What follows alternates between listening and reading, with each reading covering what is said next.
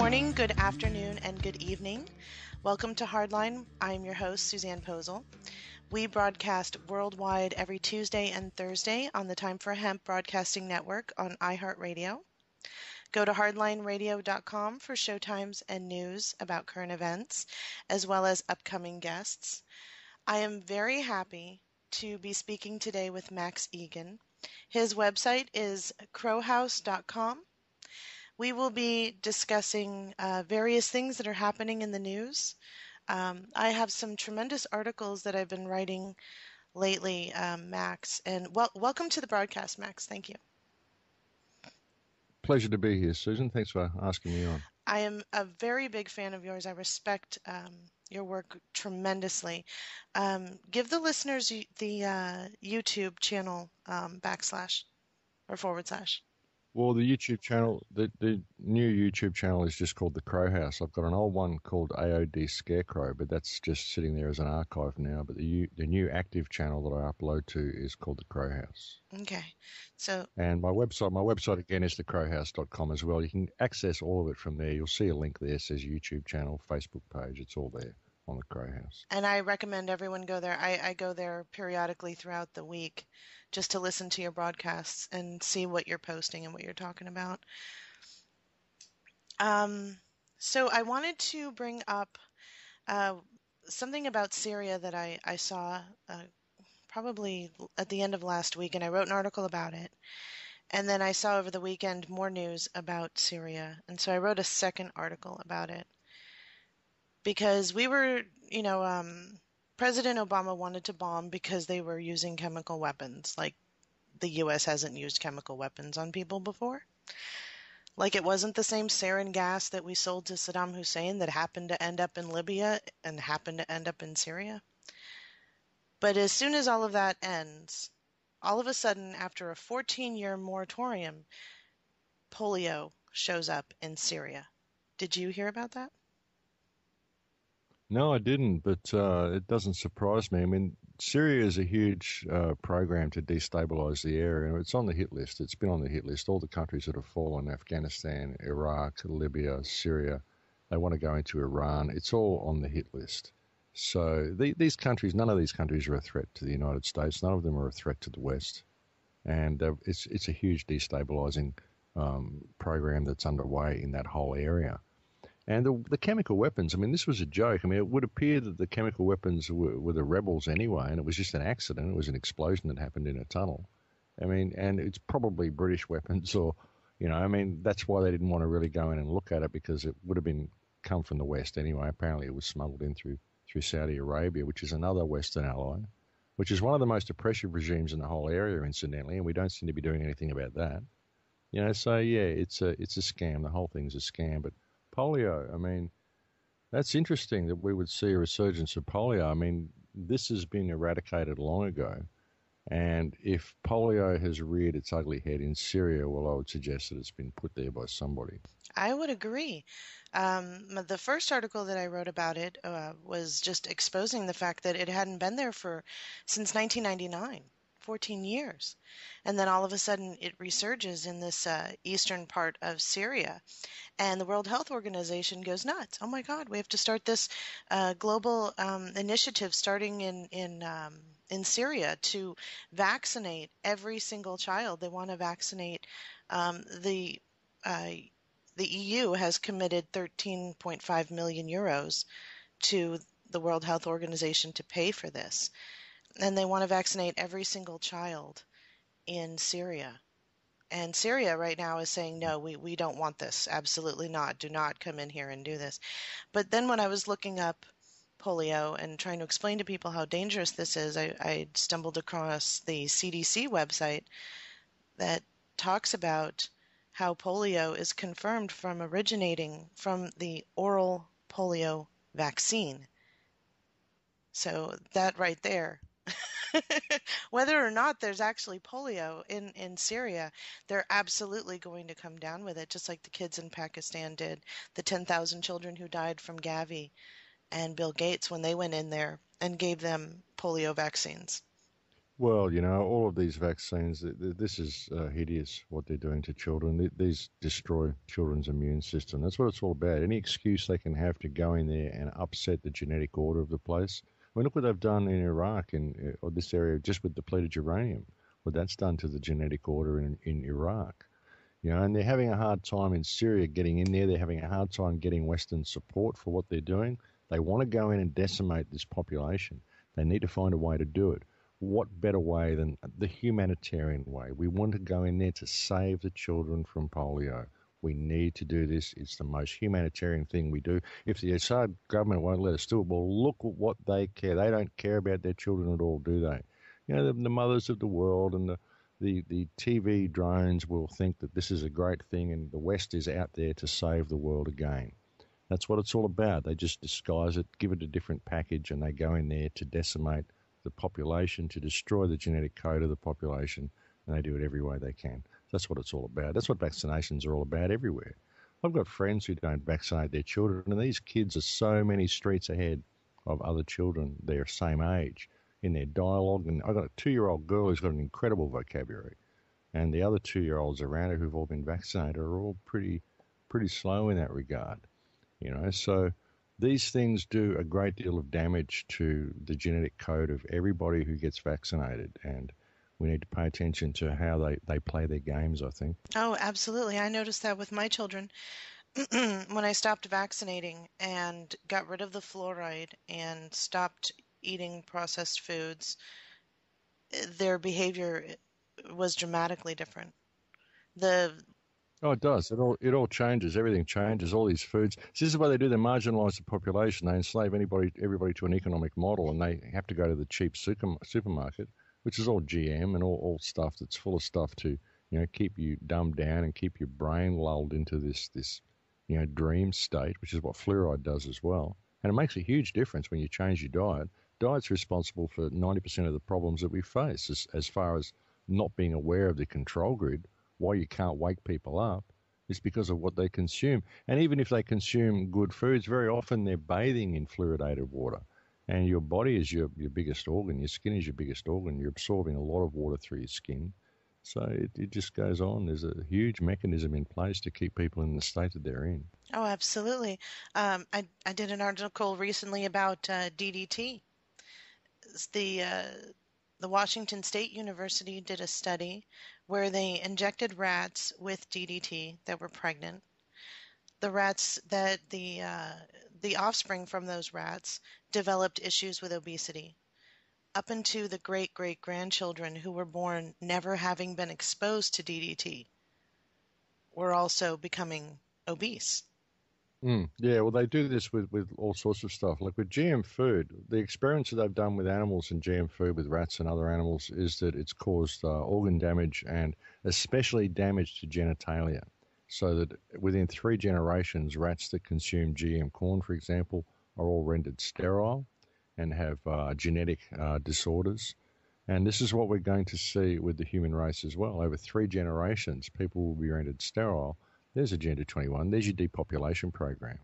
So the depopulation program and Agenda 21, it's all going on right now around everybody's, right under their noses. But everybody's waiting for this big event. They're waiting for everyone, martial law to be declared, and everyone marched into FEMA camps, or World War III to break out, or a comet to come and hit, or a global financial crash. Everyone's waiting for this big event. They're not paying attention to what's going on around them. The earth is being depopulated right under their noses, through the commercial system, through imposed poverty on people, imposing poverty on people, making people homeless, thereby incarcerating them in the legal system, in the jail systems. They're filling up the jails this way, raising the price of everything so that more and more people get discarded via the economic model. That's how they do it.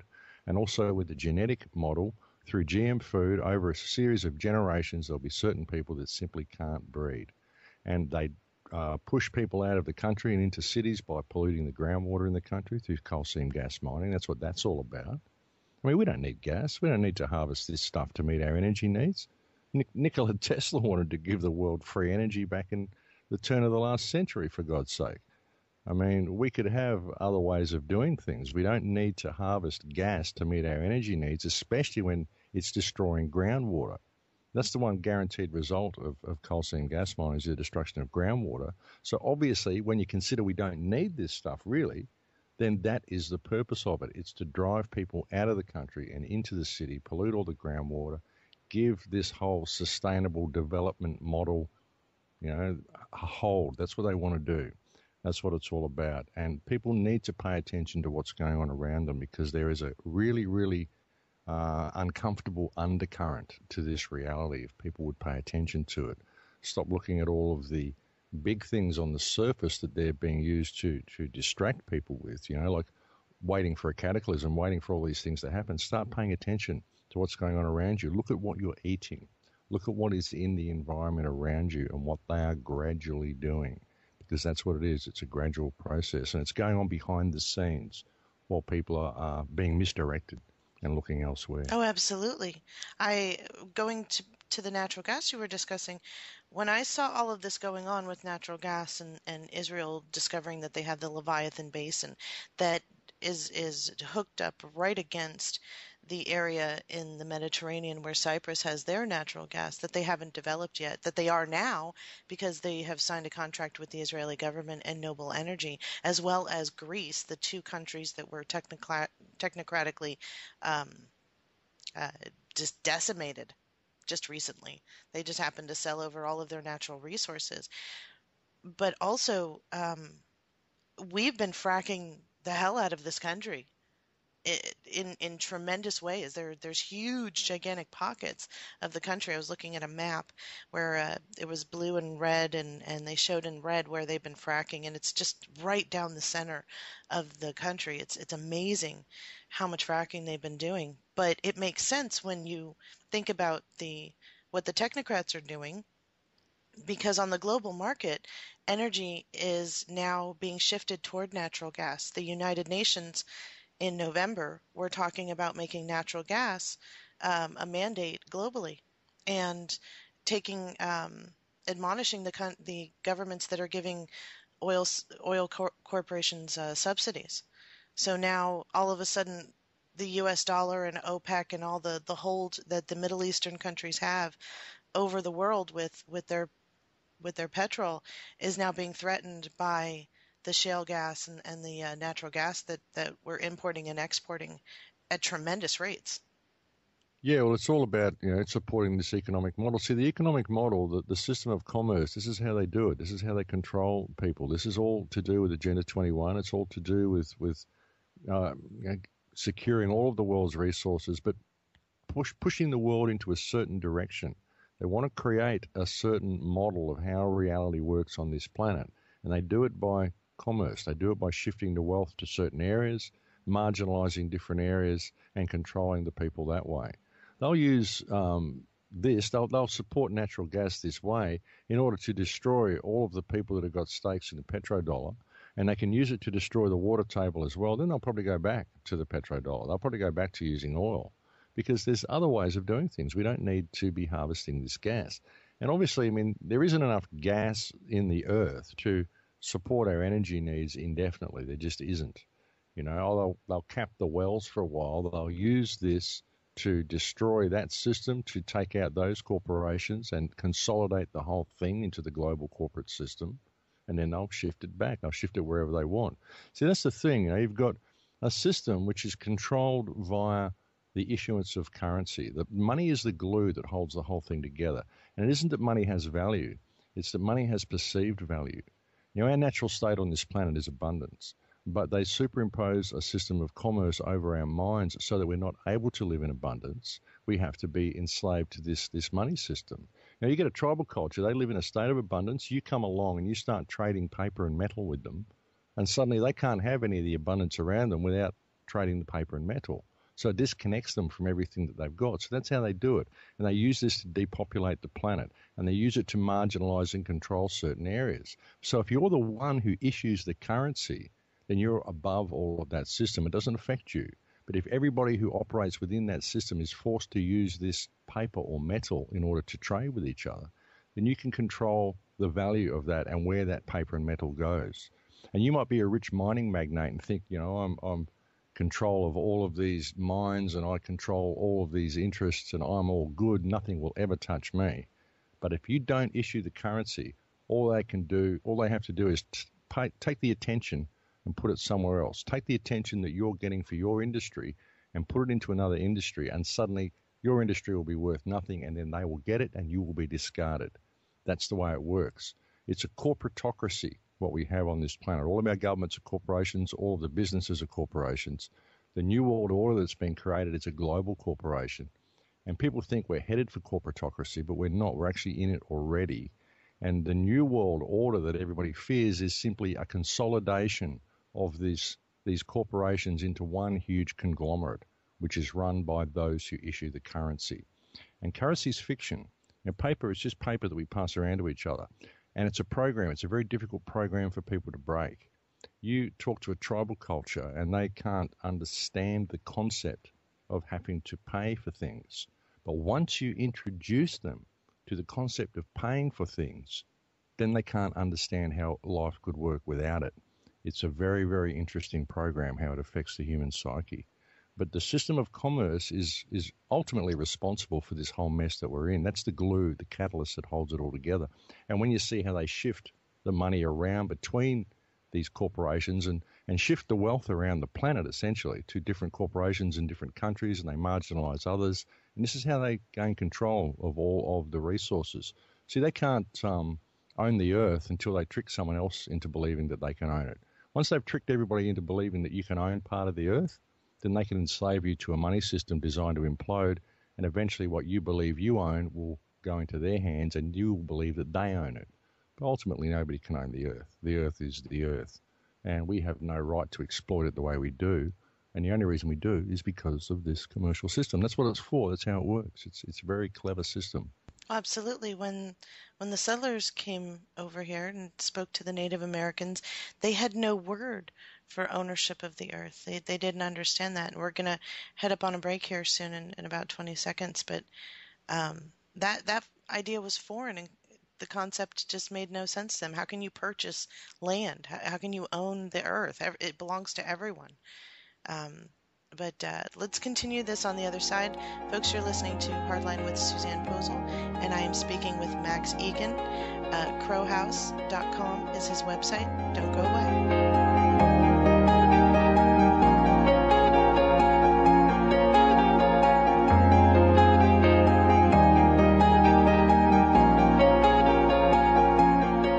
Welcome back, folks. You are listening to Hardline with Susanne Posel. I am speaking with Max Igan. His website is crowhouse.com, and please go there and check out everything that this man is doing. Is absolutely brilliant. Before we went on the break, we were discussing the monetary system, and just recently, China state-funded media came out and suggested that we have an international reserve currency to replace the global reserve currency, the US dollar, and that currency be under the control of the UN. And so, people come to me all the time and ask me about one world currency. When is it going to happen? It's happening right now. If there's an international reserve currency on the global market for the global economy, then each respective quote unquote sovereign nation could keep their fiat, because it would still be balanced out against the international reserve currency. So it's having that one world currency and yet still keeping the illusion that there's a yuan and there's a ruble and there's a US dollar and so on and so forth. Well, yeah, I mean, that would be what they would want to do. That'd be the only one that people would accept. And I think a lot of people probably would accept that. It's the problem is currency itself. I mean, we don't need this stuff, but like I said, it's a very difficult program to break. But the reason they would be doing that is because, I mean, the United States is broke. The United States is gone. The debt of the United States far exceeds the net worth of everybody and everything and every mineral and every resource in the country that it could ever produce. If you melted the whole country down and turned it into bars of whatever it created, it's even if you sold off all the people as slaves, there is not enough value inside the United States to ever cover its debt. So they need to foreclose on that corporation. The easiest way to do that is to create a global reserve currency, so the United States dollar isn't the global reserve currency, because That's the only thing that's holding the United States together. And that's why it keeps waging all these wars as well, because it needs to generate spending, because that's the only way it can survive. And most of the country, I would suggest, is run on drug money that comes in from Afghanistan. That's why they moved operations from Cuba to Afghanistan, or from Contra and the whole Contra rebels scandal and all that sort of stuff that happened that George H.W. Bush appeared to be involved in, where they were doing the huge cocaine operations out of South America. When that all fell through, they moved it to Afghanistan. And then the Taliban basically started to pull the pin on that and close all the opium fields, which is why they needed to go into Afghanistan so quickly. And now the Golden Triangle in Afghanistan is producing records amounts of heroin. Now that England, America, Australia, the coalition of the willing, which I would say is the coalition of the criminally insane, actually is now in control of Afghanistan. Now it's producing record amounts of heroin. And this is what is basically used to float the US economy, to keep money floating around inside the country. And what keeps America functioning really on the global market is the amount of spending it does on war and the amount of weapons it sells. I mean, every state in America has some factory in that state that makes some part for some military equipment. I mean, they've spread it out across the whole country. So as much as the people don't want war, they want jobs because they need jobs, because they're enslaved to this economic model. And their job may be making some ball bearing or some part or some piece of metal or some this or some that. And they don't really know what it is, but it's part of a military device. And this is the way the American economy has been run. So, there's not much hope for it. And the only way they can really foreclose it, any way that it will be effective, is to bring in this global reserve currency. Look at Evelyn Rothschild. He said that we can expect a global currency within 5 years. And all of the governments want to do this, they'll do it, and people will let them do it because they won't have a choice. It'll just go that way. What are we going to do about it? We can say we don't want it as much as we want, but if our government just says we've thought that it's the best thing to do, we've looked at it, and yes, we're sorry, but we really believe this is what we have to do, and they'll just be looking at you saying, so this is what we're doing, and that's it. And if you don't like it, well, that's sad. You won't have any money to spend. So you can bring in your money and you can trade it for this global currency, which, of course, anybody who's got stashes of gold or silver or any money buried out in the backyard, they'll have to declare all this now. The government will want to tax it all. And it's a way of tidying up the whole corporate system. And what people have to understand is that money is fiction. We don't need it at all. And no, I'm not a socialist or anything for saying that. I can just see the world a lot clearer than what they can, I suppose. I don't know. I don't mean to be insulting, but I mean, we don't need it. We really don't need this stuff. Money is designed to provide scarcity. That's its only purpose. It's the glue that holds the corporate system together, and it's a program.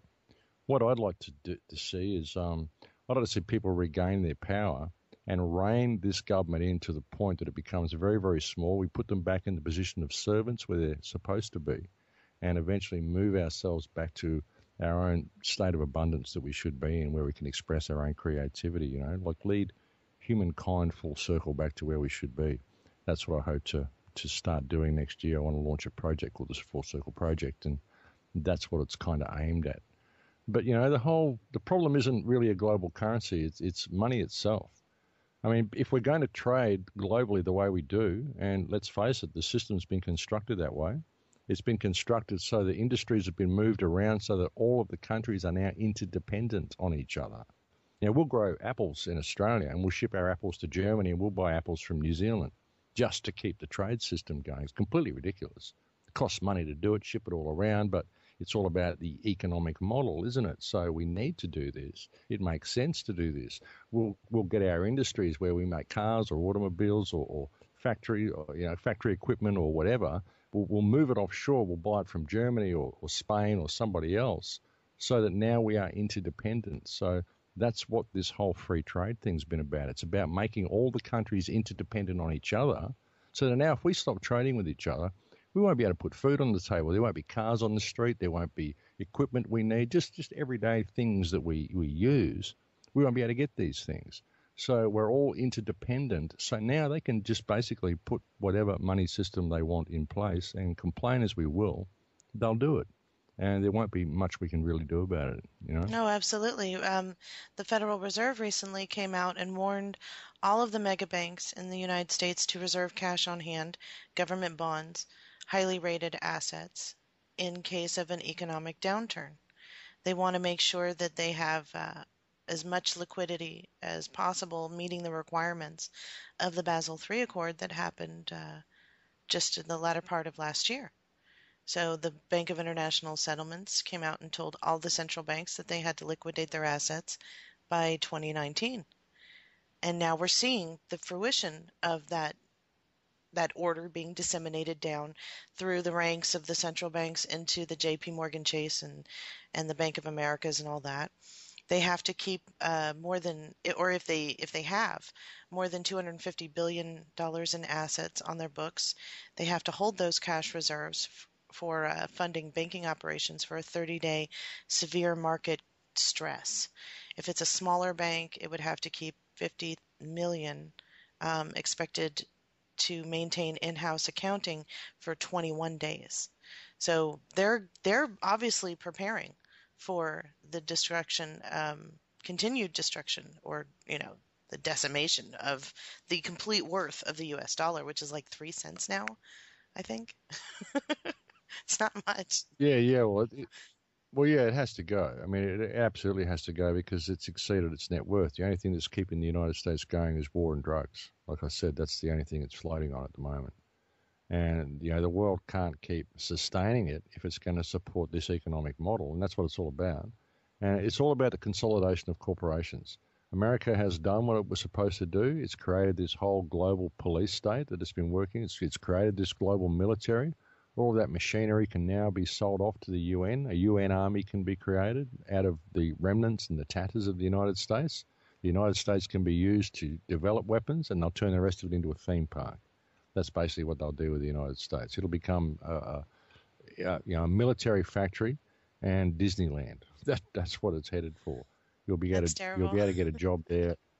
Yeah, you'll be able to get a job there in a factory or working in the hospitality industry, and they'll want tourists to come there and blah blah blah. I mean, that's where the United States is heading, and it can't survive as a corporate entity. And when we realise that that's what this system is, well, that's when we can find the remedy. Because within the system, I mean, what we've got is basically a bunch of big department stores. That's your countries. They're all just department stores. And you're the goods and chattels within that department store. That's what your birth certificate's all about. That's why it's a certificate of ownership. The name they give you, that's not your name. That's a name they give you. That's the name of that product, of that chattel. And they tax that chattel. They traded with that chattel. They trade your ownership of you on the market. This is the way it all works. It's a whole corporate system. And what we have to realize that it's there and we can step above it. We absolutely can because it's fiction. The whole thing only exists on paper. The whole world's being trashed and all the environmental damage that we're facing, it's all as a result of this corporate model. Every problem that we face is a result of this corporate model. It's a result of commerce being superimposed over the mind of man. That's the basis of all of our problems. And all of this commerce, all of this corporate rape of our planet that occurs happens because of legislation put in place by government. Government is able to do that because we've forgotten where we sit in the social hierarchy. We've forgotten that these people are our servants. This is what I've been talking about for so long on the show, Susanne, is that it all ultimately comes down to us reclaiming our power, us changing our perspective of what reality is. They say if you change the inner world, you can change the outer world. And you can, as long as you're prepared to apply yourself to the outer world and exercise the power that you have. We've got to step above this corporate system. We can't allow it to keep going because it's destroying our habitat. And we will not survive this corporate system. We won't survive ourselves if we don't rein this system in. And it's important for people to pay attention to what it is. The only reason you're enslaved to an economic model, the only reason you have to pay to be alive, the only reason you've got to run so fast on the treadmill to keep your head above water is because of this system of commerce that's been superimposed over your mind. It's people farming. It's human trafficking. It's harvesting your energy, the resources of your life. All your energy is spent running on the treadmill, collecting paper, doing things that you think are important, but they're not. What is important is your experience here, your time here, the art of your life. And we're never free to live that and express that because we're caught up in this corporate system. And people just have to see it. They have to see where it's going. You can't have permanent economic growth on a planet with finite resources. We'll just keep going until we destroy the Earth. We'll keep going. The people that run the planet, they're so locked into it. They'll keep going until they've destroyed the planet, turned the Earth into what looks like the moon, and then they'll say we need to go find a new race to exploit somewhere in the universe because I still owe money to the bank. That's the way That's they think. probably exactly what they'll do. We're gonna. They do. We're, They're psychopaths. They just can't think the way normal people do, and they're locked into this model, this economic model. And like I said, if you're the one who introduces the currency and issues the paper, and everyone thinks this paper has value, then that's it. You're outside of the system. You can just sit there and puppet reality. You can puppet the human race. You can marginalize different countries. It's like a big chessboard to you. It's like a train set. You're just up there, let's crash a bridge over here, and let's create a fire over here, and let's do that, and let's do that. Oh, drought, shortage, starvation. Oh, let's have a war. It's just like a big chessboard to these people. They don't care. They don't care about anybody else. They don't care about the people. They live outside of the system. And all of the people within the system think the system is real, and they're running around like ants in an ant farm. They're running around like mice on a treadmill, thinking they're doing all this stuff that means something. But it doesn't. They're all chasing this fictional goal, this paper-based reality, this economic model, which is completely fictional, which is designed to separate you from reality, to separate you from the abundance that exists all around you, and to separate you from the art of your own life. That's what people need to realize. We could step above it all very, very quickly, Suzanne. We really could if we just realized it was there and we respected each other. That's the key, respect. Absolutely. We're going to head off to a break here, and let's continue this on the other side. Folks, you're listening to Hardline with Susanne Posel, and my guest is Max Igan, crowhouse.com. We will be right back.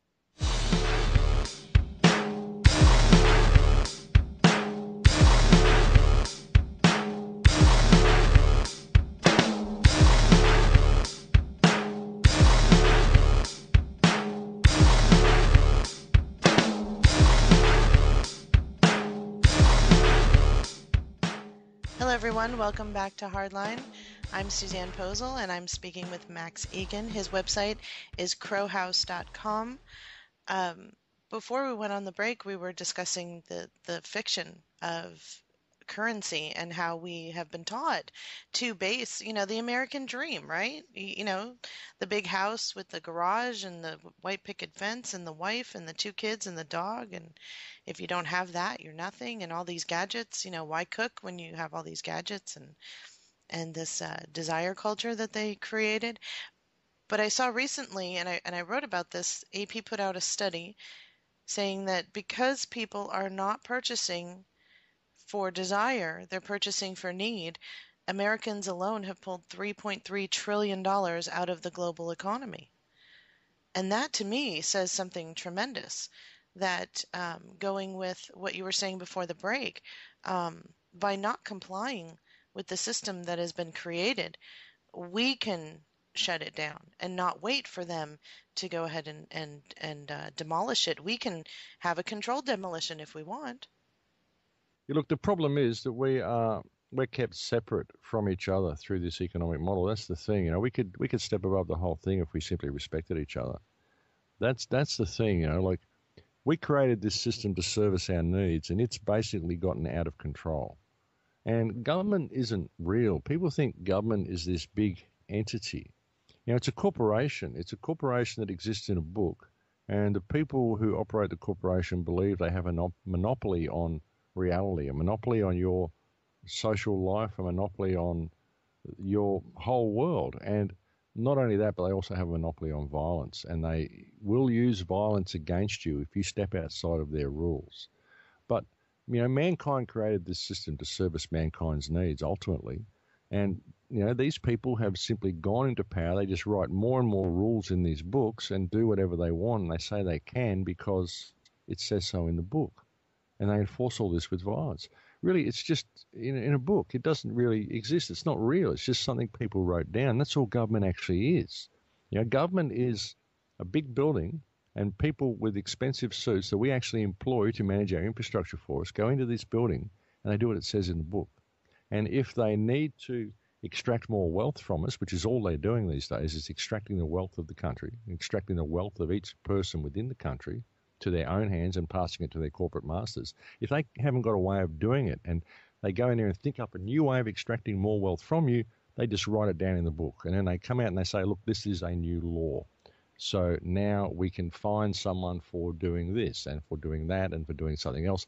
And they make more and more laws. They make it illegal for you to step outside of their lines. They make it illegal for you to walk on the grass. You can't camp here. You can't have a barbecue here. You can't have a picnic here. You can't use this on the beach. You can't walk your dog on the beach. You've got to have both hands on the wheel when you're driving.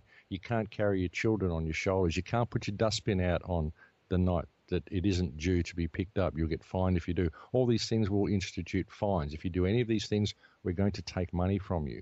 Commerce is the glue that holds it all together. We're going to put you in a system of scarcity, and we're going to make every single human activity that you do, we're going to regulate it. So that if you step outside of our lines and you act like a normal functioning human being, you've broken the law. We'll make it possible for everybody to break the law at any time of the day or night, so that we can enslave everybody to this corporate model. We can introduce a system of total criminalization so that everybody is uniform in the eyes of the law. We will homogenize the population. We'll limit all new ideas. You don't have a new idea. Don't be creative unless it's something that we can approve of and we can learn how to regulate and we can tax. If it's an idea that you have which will eventually lead to more wealth for us or another way for us to extract wealth from you, then that's what we'll do. That's what our government system is, and it's fiction. It's been created by public servants that we elect to manage our infrastructure for us. We employ these people as servants, and they're stealing from us. That's what they're doing.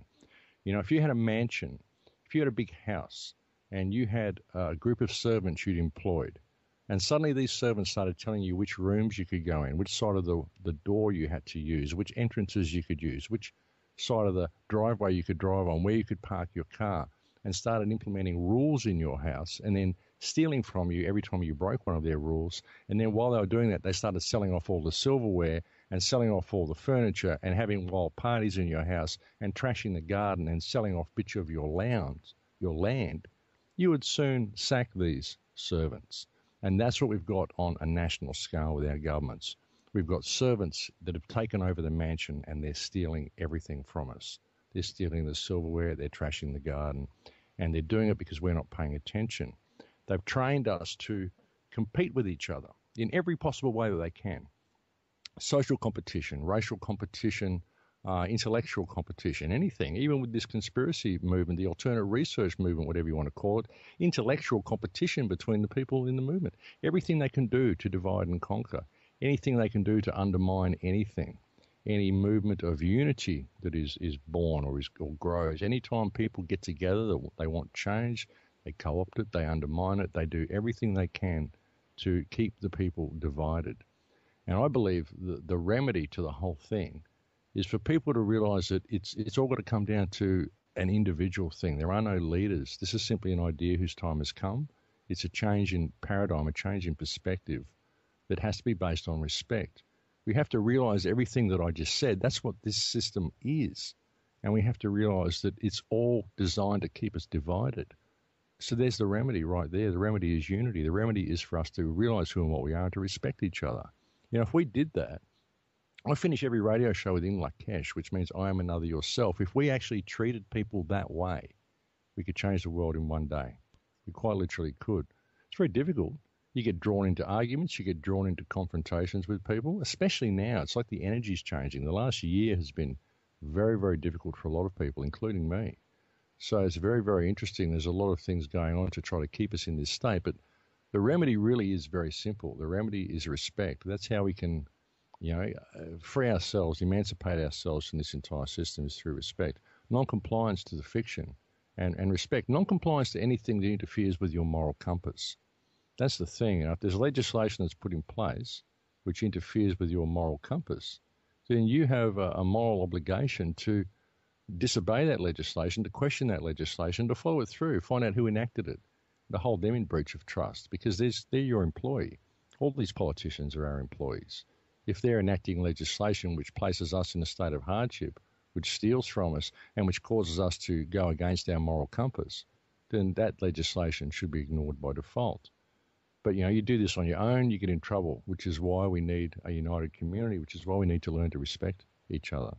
And we need to learn to respect ourselves as well. Stop judging ourselves to the parameters that are given to us and simply get on with the art of our life.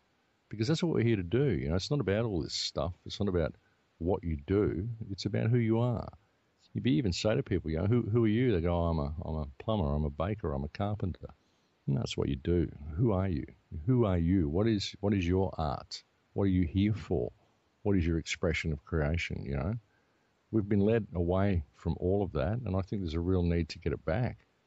That's what I want to do with the film. I'm going to make a film next year about the Earth and hopefully help people wake up to this sort of view of things, help people rediscover themselves. I mean, that's been the purpose of the show ever since the beginning on Surviving the Matrix. That's what I've been attempting to do, is to help people rediscover themselves. I think that's the key to the whole thing, Suzanne. I really do. Oh, I agree with you. I wrote an article recently about crowd psychology because I saw that this phenomenon has overtaken, especially in alternative media circles. Um, the ideas that were put forth by Gustave Le Bon about how the crowd will give the individual um, a sense of anonymity, and that they lose their sense of individuality and personal responsibility.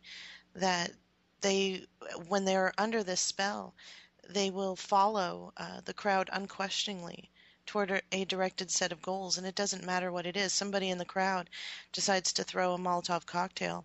All of a sudden, there's a riot in the streets, and people are breaking in storefronts and bashing in cars and, dragging people out and beating them in the street. These are people who are not violent. These are people who are not innately mean or rude or would ever do that under any other circumstance.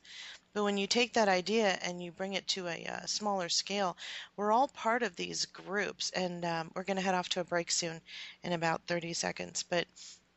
And I want to get your thoughts on the other side of the break. We're all part of these groups on Facebook and in social media and in our life and in our churches and the cliques that we belong to at work or in school.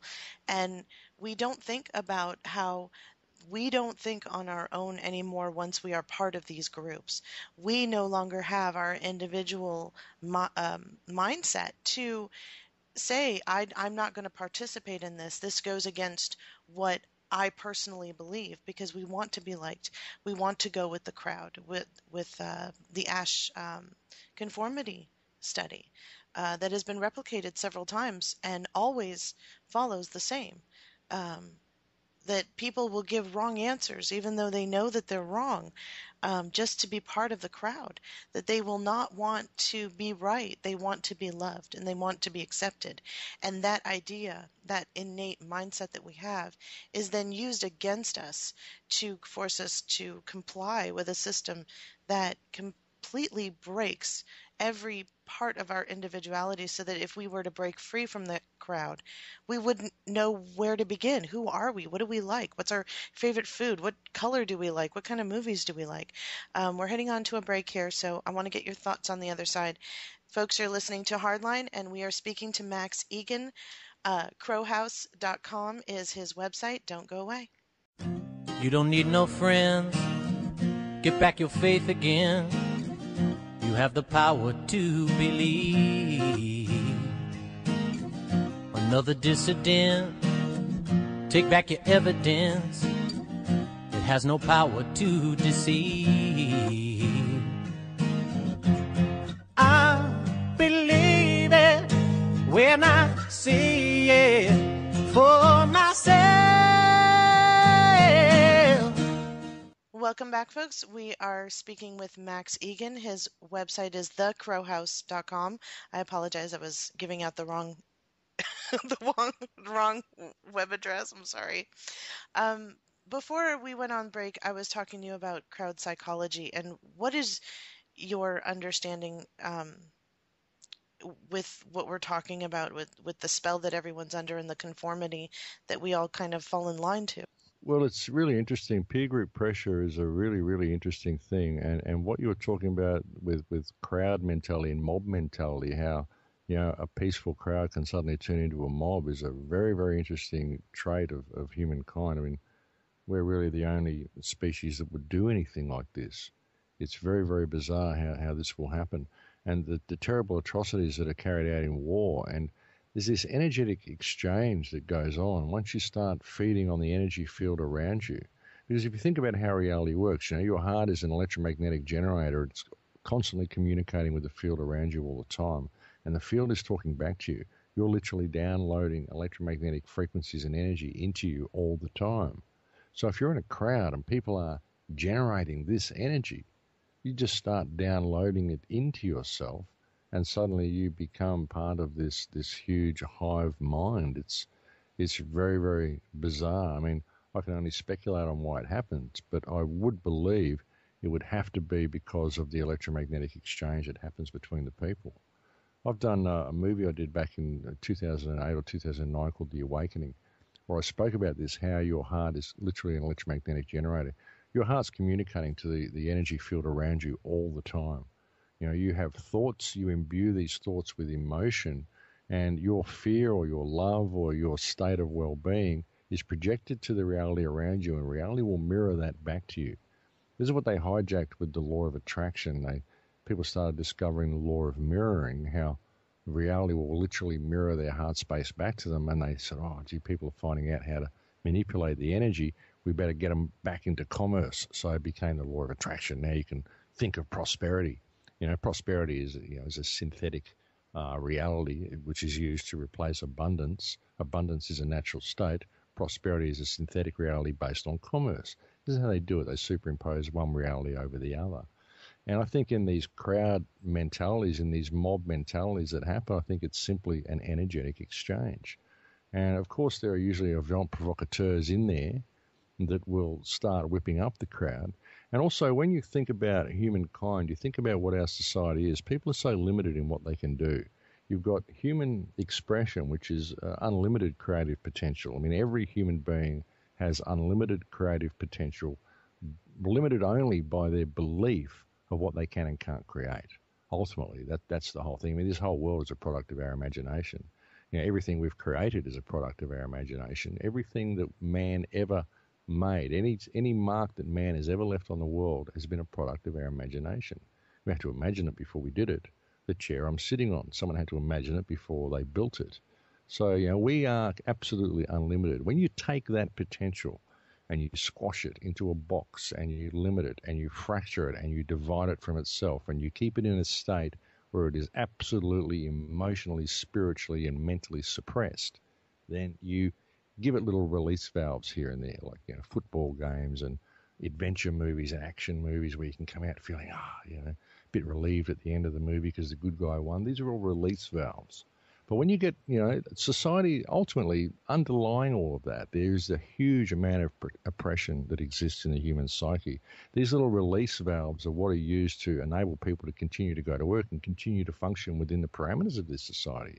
But when you put them in that crowd mentality and they're up against this system and they've really had enough, and you get a few people in there starting to throw rocks, they just realize that this is all fiction. They get into that wave and they just want to pull the whole thing down and destroy it because they know probably in their hearts that that's what it needs. So it's just a huge release that happens because people are so suppressed. And that's another reason why they can suppress people. And then they can create these whole mob scenes and put it all on the news. Oh, look at this terrible situation. This is why we need more police. We need more laws. We need more control because this is what we're dealing with. This is what our streets are turning into. They've created the whole thing through suppressing human consciousness in this way. And of course, those that are, on their prescription drugs and drinking their beers every night and sitting there watching the telly and drinking their fluoridated water, they just see it all on the TV. And they think it's hell and danger outside, danger in the city. They don't go in there. They just stay home. And they get the reality that's fed to them on the television. They go do their little jobs in their factory the next day. They do everything they can to keep the machine going. And that's the people that the government wants. All the people that are out there protesting, these are all people who are half awake. So they want to turn it violent. They want to be able to oppress these people. They want to turn these people, get them into the total criminalisation program so they can control them all, vilify them all. These are people that are speaking out against government. They're evil people. They must be bad because they want to make the world different to what it is now. And look how safe you are. You've got your TV, you've got your beers, you've got your stuff every night, you've got your steady job, you can go to the park on Sunday. We've got all these little recreational facilities that we've put there for you to keep your cage all ordered and happy. People like that, you know. So you can see why it happens, and you can see why it's done, and the need for them to do this, how it's used, and why these situations are created, you know. But very much you can see why they happen, because we really are so suppressed as a species, and it's no wonder that these situations happen. And in fact, it's a wonder they don't happen more often. It was amazing to me to look into crowd psychology and see the answer to why people are called sheeple. You know, why they refer to people as asleep or awake. Um, it's just to me, another version of falling with the crowd. Okay, so I was asleep. Now I'm awake. Now I belong to this crowd, and this crowd has this beliefs, and so I'm going to fight for this. And some of the parts of the crowd have veered off and Well, formed yeah, other I mean, crowds, you know? like I said, you can only do this because society is so suppressed. That's the problem. Society is absolutely suppressed, and so they explode this way.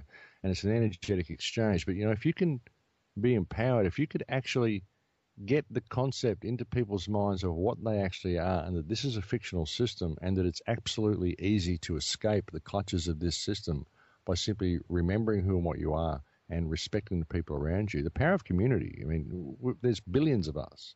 We can do anything we want to do. We can create any reality we want. If you can create that energy with people, which is what I've attempted to do with a lot of the shows, I mean, if you can create that energy, that empowerment with people, then that energetic reality can ripple out and download into people as well. If you could create a huge wave, a huge march in the street, a huge revolution of people, of absolutely empowered people, then it couldn't turn into anything bad. You know, if anybody in the crowd lifted a rock or did anything, the rest of the crowd just jump on them and hand them over to the police, because they're probably a police officer off duty, you know, agent provocateur anyway. You know, like, we can deal with these situations, but I don't think it has to be done with a violent march in the street or anything like that. I think it can be done on an energetic level right from where people are. We could change the world without ever leaving our house. We really could, if we changed our perspective and changed how we interact with the people around us, put ourselves in this high energy state, because it can ripple out. And when you think about it, just that whole crowd mentality, that mob mentality that happens because that is an energetic download, this is a clear demonstration of the reality of the energetic universe, and the reality that the energetic state that you're in can rub off on the people around you. The problem is that it's easier for a violent mentality to rub off on people because people are so suppressed. People are kept so disconnected from the art of themselves, and everybody within society, there's this fear dripping in the back of their minds. There's this frustration dripping. Life just isn't exactly the way they thought it should be. No matter how well off they are, life isn't what they thought it should be, because they were presented with this white picket fence 2.4 kid reality, and it just didn't work out that way. And even if they did get that, well, that's not happiness. That doesn't work. Well, what is this all about? Now I've got all this. How come I'm not feeling like the Brady Bunch or whoever I'm supposed to feel like? What is it about? What was it all for? So people are kept in this false reality. They have this underlying frustration, which is why it's so easy for it to erupt in violence. It's much more difficult for you to get it to erupt into bliss and erupt into pleasure and erupt into empowerment, because people are kept in this state. I think a lot of it is the chemical problem as well. I think the fluoride and the toxins in the food also are done to prevent people from getting into these hygienic states. That's why the mobile phones and the wireless technology exists as well, I believe. You know, everything, we're energetic, and everything functions at very low bandwidths on this planet. It's all around 7.8 hertz, which is what the Schumann cavity resonance is, which is also what the human brain resonance is. It's all very, very low vibrational frequencies. And we've introduced all of this technology, which is bombarding the entire reality around us with all this electromagnetic pollution up in the millions of hertz ranges, you know, gigahertz and megahertz. I mean, ridiculous amounts of hertz, ridiculous frequencies that are all very damaging to the human organism and very disconnecting to the human organism. So It's difficult. It's difficult to get people to get into that energetic state. But I think becoming aware of it is 80% of the battle. Just becoming aware of what the problem is, and not trying to address the symptoms, but addressing the actual problem. Because the problem, as I said and I say so often, is corruption of the system, which is there because of our disconnected state. So there's the problem. The problem is our disconnected communities. We have to unite as a community. We have to start to respect each other. That's the key to the whole thing. And people just can't see the forest for the trees. They can't believe that changing reality could be that simple.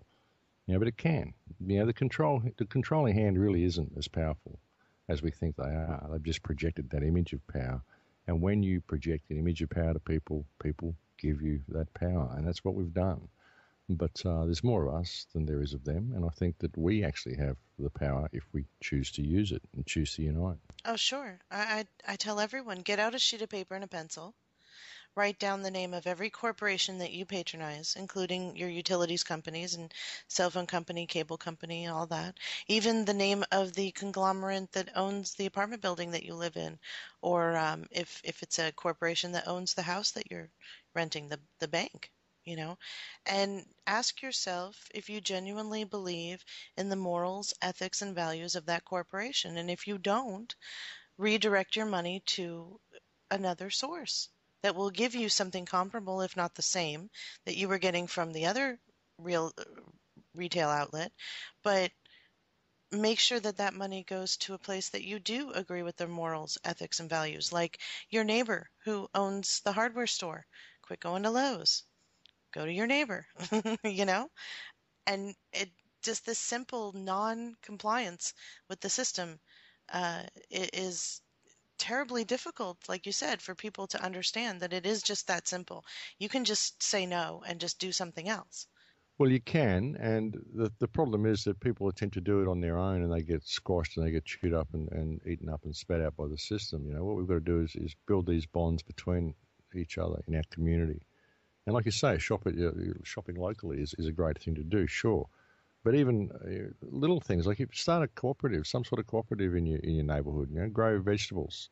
We'll grow all peas in our yard. You can grow all lettuces in yours, and the neighbour will grow all pumpkins, and the next guy will grow potatoes, and the next guy will grow spinach, and we'll all swap with each other and trade with each other.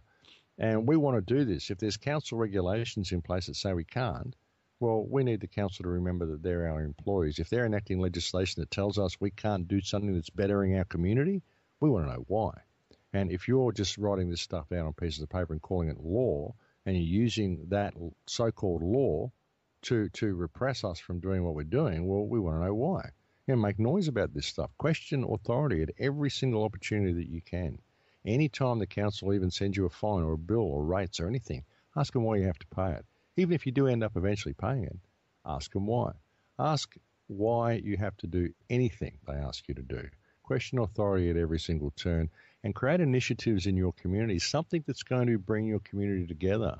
Maybe you're in an area where there's a lot of stay-at-home mums or something. Start a sewing group or something. Anything that you think may break down the barriers with your neighbours. Bake an extra cake. If you're baking cakes, you're baking bread one day, bake some extra ones and give them to your neighbours. If you're growing vegetables, grow some extra ones, give them to your neighbours. If you're planting flowers, pick some extra ones and give them to your neighbours. Just break down these barriers with people. Start a gift culture in the community around you. Eventually it'll rub off. And you can start using this gift culture to start disseminating information gently with people. Just help people understand that reality could be very different to what it is. Find whatever it is in your community that will empower them and start there. And this could be tailored for each individual community because, all communities are different. All communities have different needs. People have different tastes in different communities. Very often these people, conglomerate together within communities that all have a different, they all have a similar, aspect on life. So get involved with these people. Find out whatever it is that breaks down the barriers between you and your neighbours and start there. Because we can turn this world into something else, but it's got to start at a grassroots level. And push the envelope. As soon as you've got a united community, you've got people respecting each other and giving vegetables and cakes and food to each other and helping each other out, then start just doing things in your community.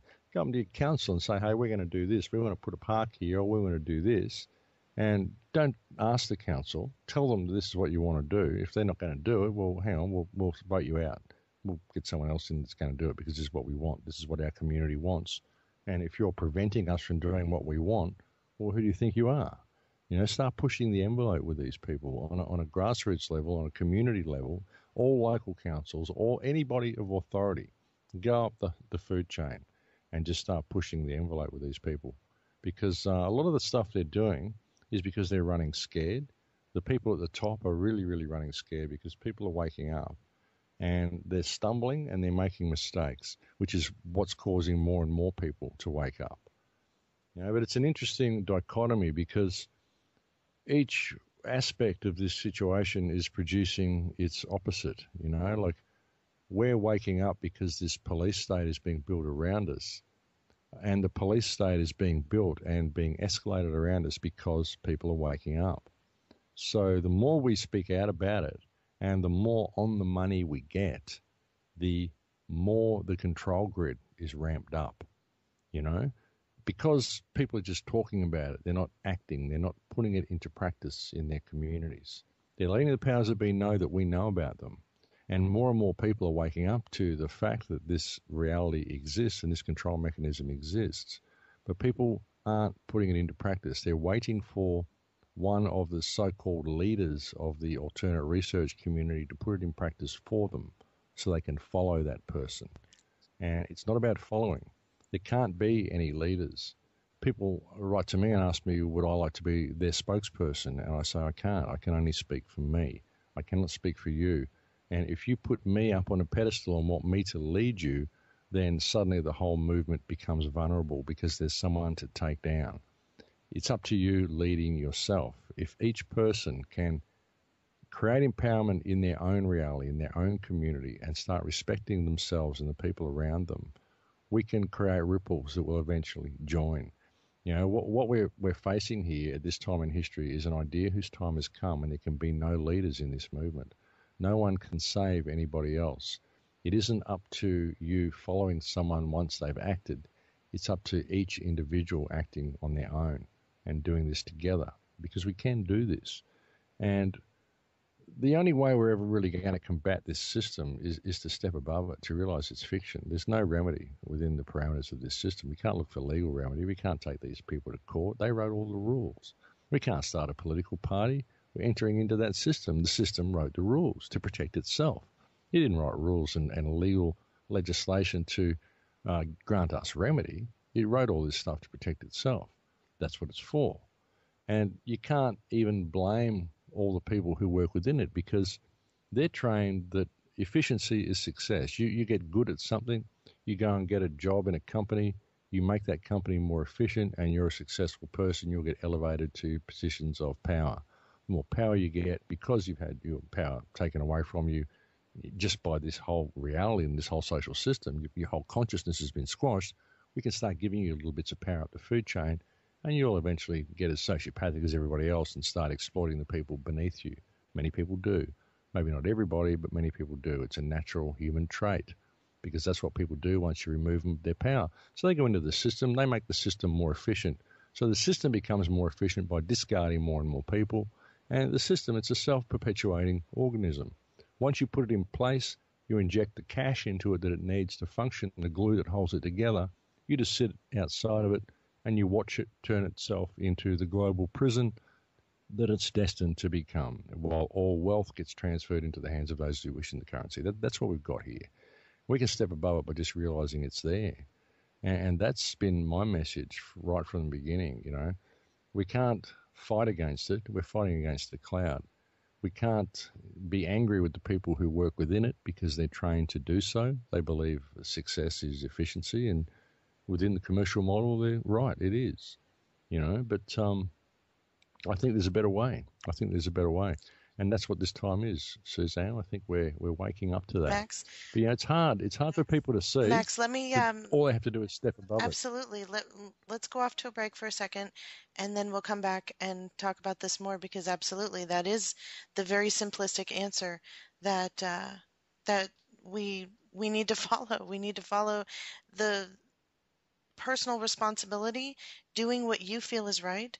We're going to head off to a break, and we'll pick this up on the other side. This is Hardline with Susanne Posel. I'm speaking with Max Igan, and his website is thecrowhouse.com. Don't go away.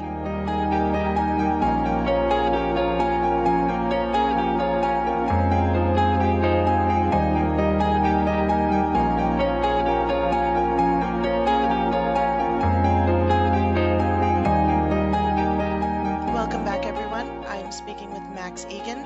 His website again, thecrowhouse.com. Max, everything that you were saying before the break is an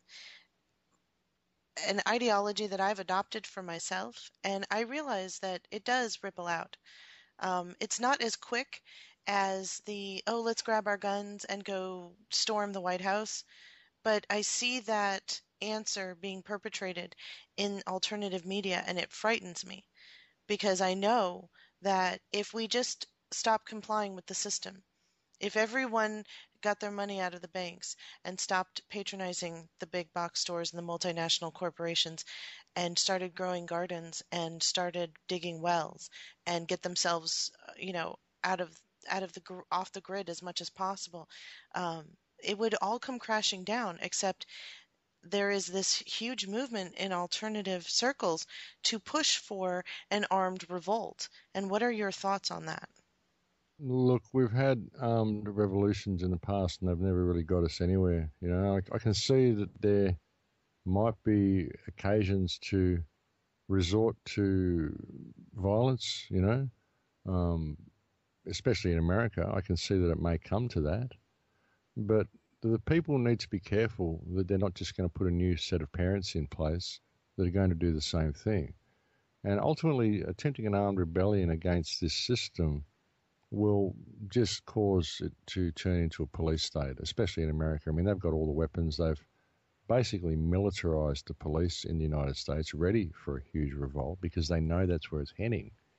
And there is a possibility you could have an armed revolution and you could win and you could put together a new government and you could actually reinstate the republic. There is an opportunity that you could do that. There's a possibility that it could actually work, but there's a better way. The best way really is, as I said, to simply put down everything and respect each other because the system's fiction. You don't have to fight it. All you have to do is realize what it is and step above it. And the problem that we face really in all of our countries, really, and it's unfortunate to say it, but the biggest problem we face, the biggest threat the American people face is the American police, because these people are simply not smart enough to see through the haze, to see through the fiction. They're indoctrinated into believing the system's real, and they're in a big boys club where they can basically do anything they want. They can be as brutish as they want. And if you defend yourself against them, it's assaulting a police officer, it's resisting arrest. They've got the monopoly on violence, and they can use as much violence as they want. And you get young kids that are grown up in these broken homes and broken families, were bullied at school, they've got a chip on their shoulder, and they're perfect inductees into the police force because they grow up with the chip on their shoulder. They don't like society. They want to inflict themselves on society. They want to throw their weight around, and they do. And that's unfortunately the buffer zone that protects the government and protects the system. Even if you want to complain about a politician or you want to, you can't obviously go to the newspapers anymore and blow the whistle on them the way you used to. If you wanted to complain about a politician, you could just ring up the local reporter and they'd put it in the paper, and there'd be this huge controversy, and it'd be on TV, and there'd be an investigation, and this person would get thrown out. You can't do that anymore. The media won't print it. So what do you do when you want to complain about a politician? Well, you can't go to the media. What do? You go to the police. The police won't question authority. They won't question anyone above themselves. If the police are handed legislation which is completely corrupt, completely irrelevant, tells you that you can't step on some certain part of the park or something, you can't walk on the grass, and you do so, they'll fine you. You can say, well, hang on, I'm not doing anything wrong. And so it doesn't matter. It says here on the piece of paper that you can't do this. And they won't question that. They're not smart enough to question that. So that's the line of defense. That's the buffer zone. That's who we have to deal with if we want to combat this system. So it's impossible. It's impossible to do it within legal parameters. And if we have an armed revolution, These people believe that this system's real. They believe the government's right, and they'll do anything they can to defend against the United States, to defend the Constitution of the United States, to defend the government of the United States. They believe that the founding fathers of the United States were terrorists. They're told that at their local, at their morning talks and stuff, at the police training. They're told that if these guys were in the country today, we would have viewed them as terrorists.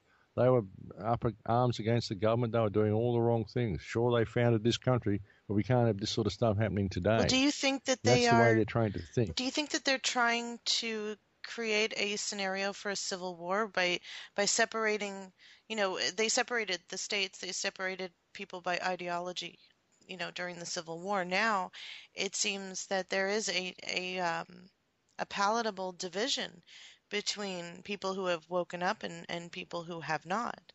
Do you think that might be something that they're brewing? Oh, they'd love a civil war. They'd absolutely love a civil war because they've got all the FEMA camps in place. They've got all the militarized police. They've got all the advanced weaponry. They've got laser cannons. They've got sound cannons. They've got microwave cannons. They've got all sorts of stuff they can use against the people. Crowd control they used in Iraq where they went and tested all this stuff. All the police have got all this stuff now. The police have got M16s in their boots. I mean, they're all fully militarized, and they would love a revolution because a revolution will give them the opportunity to consolidate their power, and that's what they want to do. And it may come to that, but I just think there's a better way. Non-compliance to the system could change it in a day. Even if the whole country, imagine if your whole community just said no, what are they going to do? If you're in a county there and you all say no to whatever the mayor says, well, what can the mayor do? Get the 15 or 20 police in the county there to come and suppress you? Well, they have to get police from all over the other counties to come because there won't be enough there to suppress that amount of people. And then if that happens, then all the people in the neighbouring counties are going to know what's going on. You can unite the community in this way. You can do it peacefully just by respect for each other. You really can. I really believe we can. And if people do respect each other and they stand up and say no, then the system will collapse. It will have no choice but to collapse because the system only exists on paper. It's a fiction. If you pick up a gun and you go fighting against it, you've given it teeth. You're just shooting against some guy who doesn't know any better because he's trained to think the system's real, and he's suppressed and he's kept in this emotionally retarded state as well, so he needs a release valve, and you be a perfect release valve for him. And he's got all this peer group pressure, all these cops in the same uniform as him. There's this whole energetic thing going on. And they'll get out there and they'll inflict themselves upon the people. And then the people will lock up and all this relief valve thing will go on and everyone will just clash and it'll just turn into chaos. And at the end of it, you'll have a military dictatorship. That's what you'll have in America if it goes to armed revolution. Even if the patriots, in inverted commas, win out, even if the militias win out, what are they going to do? They're going to get into this system. Most of them think money's real. They're going to still set up some new hierarchy, some new system that'll be run through the violence, through the use of guns and weapons, New government now, don't question your new government. This is martial law for now. Whoever gets in place after the revolution, there'll be martial law. It'll be a military dictatorship, no matter who is in power. There's a way. Look at every country that has an armed revolution. You end up with the military in control. That's what happens. And then eventually they juggle it around for a while. Then some other UN puppet is put in place. Because if a UN puppet isn't put in place, they do something like inject polio into the population. So where are you going to go from here? All you got to do is wake up to yourself. All everybody has to do is wake up to themselves, start respecting the people around them, and the world changes in one day. If you don't want to do that, well, go down the path of armed violence and armed revolution if that's what you want, if you think it's going to change anything. But if you look at history, we've had violent revolutions countless times in the past, and all of them have brought us to exactly where we are today. And this is not a good place to be. And this is the first time in human history that the actual workings of the mechanism have been laid bare for all to see. I think it's a golden opportunity for us to see how this system works and to use it to step into our power. The world has been made smaller through the internet. We can connect all countries together and all peoples together, and there are far more people awake to this system than what many would believe. It's just that many of them can't see a way out because they don't know how to unite on an energetic level with the people around them. But we can do it. I really think we can. It's going to get worse yet because there's still a lot of people asleep, and it needs to get worse for these people to wake up. And so I say bring it on. Make it worse, because you're not going to control us. You're not going to stop us. We are going to wake up as a whole, and we are going to take this species in a new direction. And the more you ramp it up, the more totalitarian you make it, the more people wake up. Now, I was in a local butcher's store the other day, walking past a butcher's store, and I heard a lady talking to the man behind the counter about the global situation and the laws the government's putting in place. Just walking through a mall, there's one of those open butcher stores there, and there's the lady at the counter talking to the butcher about the global situation. This is a middle-aged woman in a middle-class area on the Gold Coast in Queensland. So people are waking up. These are people you wouldn't expect to be talking about this sort of stuff, People are waking up in droves all around the planet, and it doesn't matter what they do, we will get through this. We just got to choose what the methodology is going to be. And, I think we've tried violence and it hasn't worked. Of course, there may be need for people to defend themselves. I'm certainly not advocating pacifism. If you need to defend yourself, you absolutely should do so. But I don't think a violent overthrow of government will solve anything. I think what we need to realise is that government is fiction. You can't overthrow a cloud. You just have to realise it's a cloud and just blow it away. Turn away from it. Do something else. Sure. Yeah, I saw recently Dick Cheney came out and said that the Tea Party is an uprising, but it's a good thing because the Republican Party needs to learn how to be more radical. And I see the demonization of what started out as a grassroots effort, ended up being co-opted, but what isn't. And the people who still actually believe in what they started are being pushed into this corner where they need to radicalize. They need to prove that they are patriots by grabbing guns and going and storming the gates up in Pennsylvania Avenue and removing everyone on Capitol Hill with citizens arrest and just, this whole shootout that needs to happen at the OK Corral that I just really don't see the point in. I understand that the more they ramp it up, the more we wake up, the more they ramp it up, that it's cyclical. But I see an acceleration, a manufactured acceleration that is just kind of feeding off of the feelings of the people in the audience, rather, in alternative media who are listening. And we're gonna head up on a break in about 15 seconds. But the people who are listening, the audience, are the target, it seems, by people who want to have a violent revolution in any way possible. Piss off whoever they can, just as long as they grab their guns. You're listening to Hardline with Susanne Posel. I'm speaking with Max Igan, and we will be right back.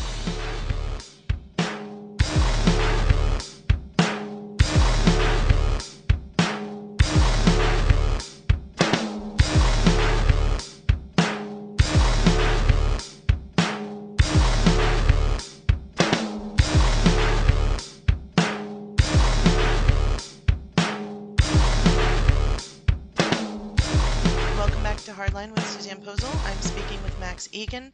His website is thecrowhouse.com. This is the final segment, Max.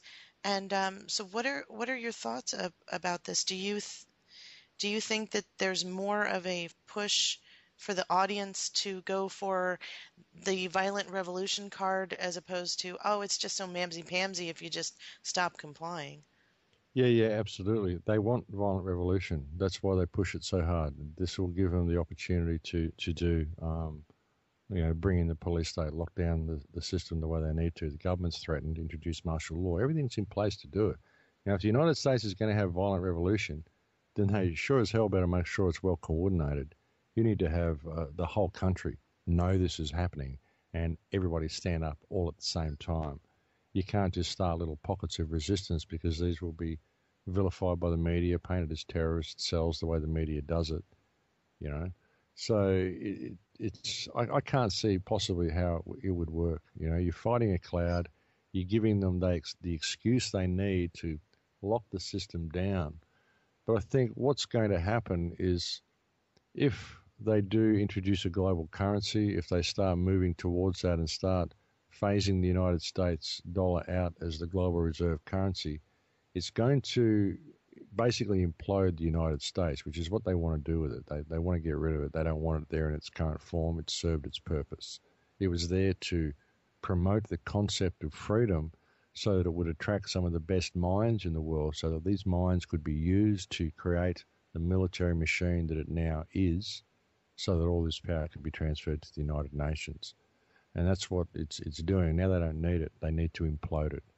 And a lot of people aren't going to be happy when that happens, and there's a lot of guns in the United States. So that's why they've got all the FEMA camps. They've got everything ready, because they know when no matter how much we talk about there is no need to do this, it's going to erupt into that once the whole economy implodes, which it will do, as you say, by 2019. Rothschilds have said global currency within 5 years. There's all of these things put in place to have all of these reserves in place in 2019 to prepare for this change. So that's basically when they're expecting it to happen. But too many people are waiting for this big cataclysm. They're waiting for all this stuff. They're not seeing what's happening around them. They're moving into fear. Even saying that, people will be looking at that and saying, oh my God, I've got to prepare for that. Well, no, you could fix it right now by simply respecting yourself and respecting your neighbours, by disseminating information to the people around you, by questioning authority on every occasion that you can, and not complying with anything that interferes with your moral compass. And that's what you need to do. Everybody in every country needs to do this, and be respectful. Don't go up there with a pitchfork and go against the government building. Just stand there and ask why. Why do you think you have a right of ownership over me? Who are you people? We employ you to do a job which is vastly different to the one that you're doing. And I'm standing here with the entire crowd of community behind me, and we're simply asking you, who the hell do you think you are? We're not doing this anymore. We're going to go in a different direction, regardless of what legislation you put on pieces of paper. If you put legislation on pieces of paper which prevent us from doing what we're doing right now, we put it to you that you're in breach of trust, and we require you to show cause why you should not be held in breach of trust for abusing the power that we granted to you.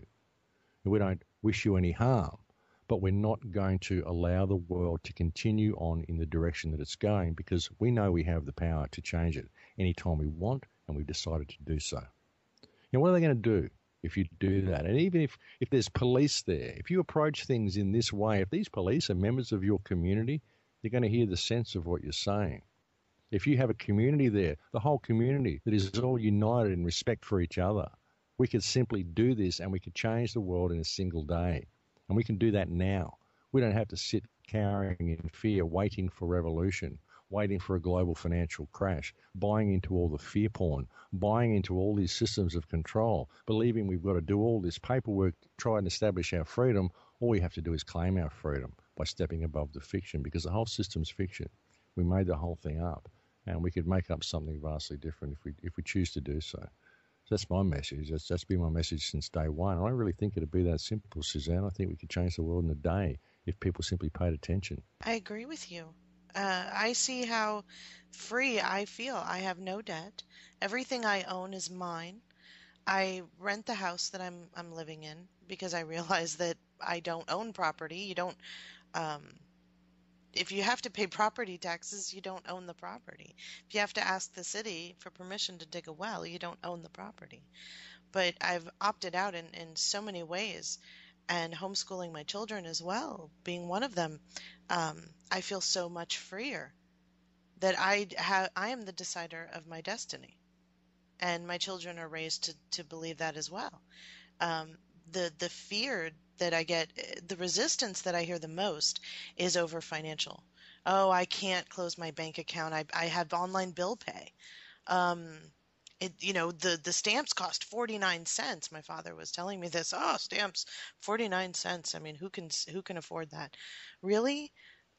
Unfortunately, in this day and age, the way it's set up, okay, a 75-cent money order and a 49-cent stamp is your cost of freedom, but you're free after that. They don't have your money, you do. Even if they devalue it, it's still in your hand. It's not on a computer screen, so you have it. You know, that sense of you have what you have, that people don't even want that anymore. Yeah, well, they're trained not to. They're trained to be dependent upon the systems. The corporate model, like I said, it's the glue that holds it all together. It's a very, very difficult program for people to break out of. I can't afford to do this. I can't afford to do that.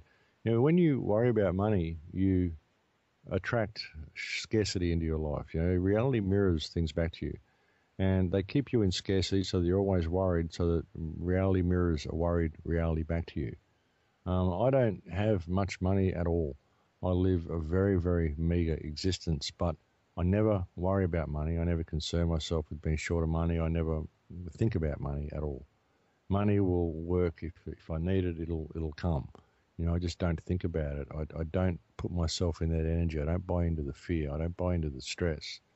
I see this whole time as a huge opportunity and a huge gift to mankind in many ways. It's the first time we've ever had, first opportunity we've ever had for freedom, real freedom. We've tried in the past, but we've never really had everything here laid so bare for us. And I just don't worry about any of it. I'm only here for a little while. This is a temporary existence. I don't own anything that I have here around me. I don't own any land. I don't own any of my possessions. I don't even own my body. I'm just here enjoying the experience, and I'm here to do the best with the time that I've got. And that's, I believe, what it's all about.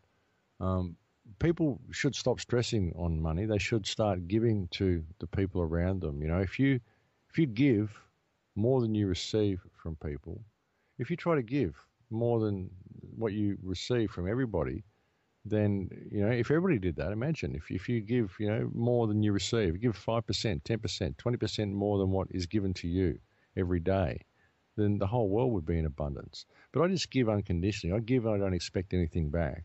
And I find that because I do that, because I don't place value on money, I place value on life. I see wealth as being life. Wealth as being my connection to the people around me. Wealth being the value of my relationships with the people I know and the reality that I live in my environment.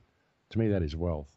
And because I live that way, reality just works for me. So I think people should get over the money hump. They really should. Money prevents us from being in our natural state of abundance, and it negates our natural tendency to want to give to people.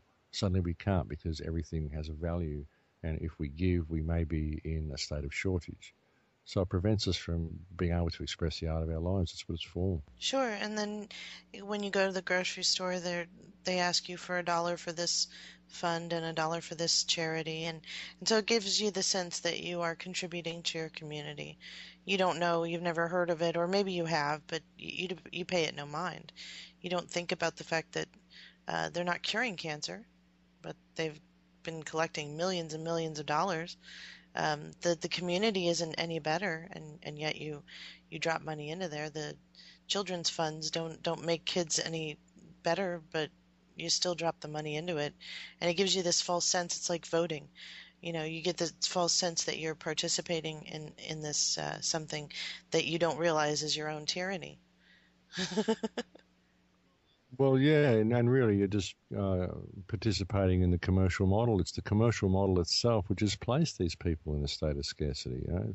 It's what's used to marginalise countries and create the third world. The third world is a complete creation of the first world. The third world is a natural byproduct of creating the first world, because that's how we created the first world, was we exploited the third world by going in there and enslaving them to commerce, superimposing that over their minds, so suddenly they were placed in a state of scarcity.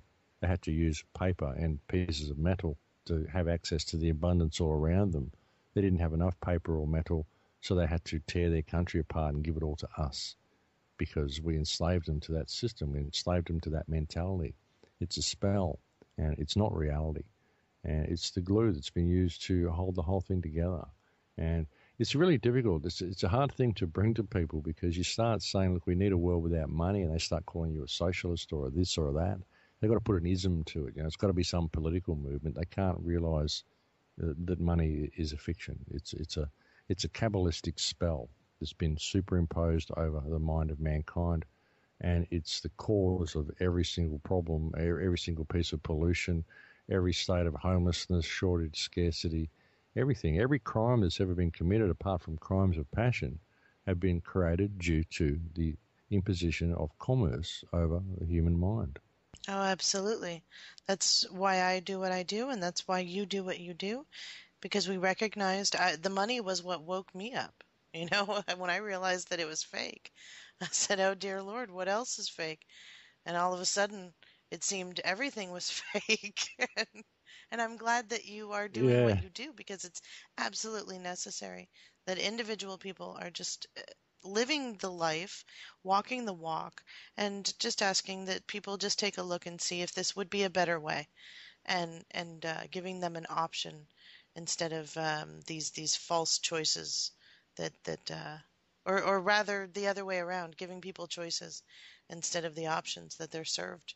Choose left or right, choose blue or red, choose citizenry in one country or another, be loyal to this group or that group. Thank you so much for everything that you do. It's very integral to any kind of positive change that happens in this world. Because right now, like we've been talking about, it seems like it has to get worse before it gets better. And we have to ride that roller coaster, and that's fine. I can accept that. Um, but knowing that there are actually people out there that are working hard to make sure that the fallout after that whole collapse happens is not as terrible as it needs to be is a great thing, and I'm very grateful that you are doing that. Thank you. my pleasure. And I think that's what I'm here to do. I just hope that people realise that there is empowerment in all of this. I mean, sure, we do have reason to be concerned over the global situation, but there is a way out. And it's good not to move into fear. Really, really, I just ask people to step back and really look at the situation and consider the power that they actually have. Consider what this system is. It's all fiction. It only exists on paper. And through mutual respect, we could negate the whole thing. We could step above the whole thing. And that's what we have to do, I believe. And that's what we've got the opportunity to do at this time in history. Thank you. So, yeah, thanks for having me on to talk about it. Yes, thank you so much, Max. Everyone, you've been listening to Hardline. I'm Susanne Posel. I've been speaking with Max Igan, and his website is thecrowhouse.com. The name of your show. My show is called Surviving the Matrix. It's starting on David Icke's channel in mid-November, and it's also going to be aired as a podcast on American Voice Radio the way it has been since 2008, and will always be posted to the Crow House and my YouTube channel. That's wonderful. So the David Icke endeavor is the people's voice, correct? That's the one, yeah. David contacted me and asked me if I wanted to do a show on it, and I thought, well, why not reach a wider platform? So, absolutely. So, yeah, I'm heavily involved in that at the moment. We're just involved in producing my own show. I'm not involved in the station or with the other projects David's got on the boiler, but just using that platform, it's good that he's putting it together. Oh, it is. More platforms, the better, I think. Oh, yes. Replace the mainstream. It's done. I expose their lies every single day. I realize that it's done, and we need to have media houses. There are a lot of people who are putting together media houses, and I think that that's very important to give people a multimedia opportunity to learn something instead of just be scared and give them more reasons to not leave their house. Folks, this is Hardline with Susanne Posel, and I've been speaking with Max Igan. And join us again next week. Thank you, Max, and we'll see you guys later.